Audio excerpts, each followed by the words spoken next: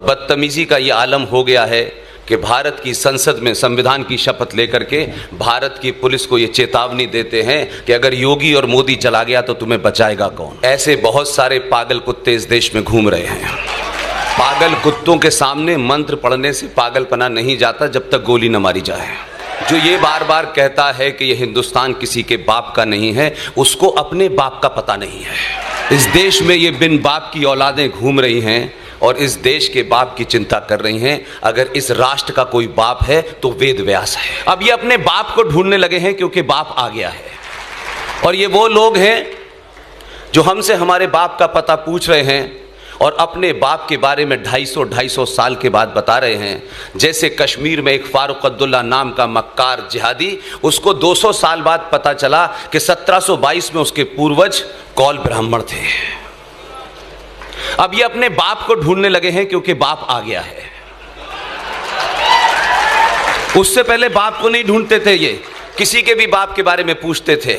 एक और मक्कार था जिसने इस देश को एक लेमन चूस की गोली पकड़ाई और आप उस लेमन चूस को चूस रहे हैं। उस मक्कार का नाम था मोहम्मद इकबाल, जिसने भारत का तराना लिखा।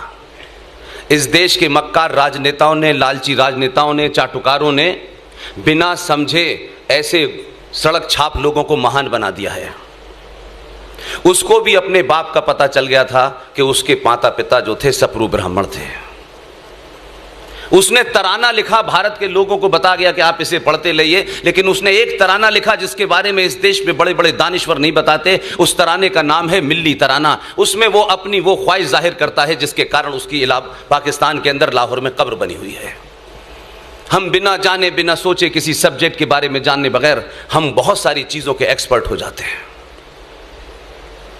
इसलिए मेरा मानना है कि अभी हाल में एक घटना घटी है आपके शहर में। आपके शहर में आने से पहले मैं बहुत गुस्से में था, बहुत ज़्यादा गुस्से में था।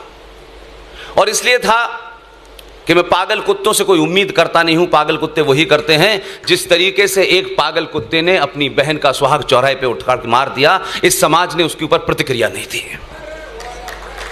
किसी ने नहीं दी।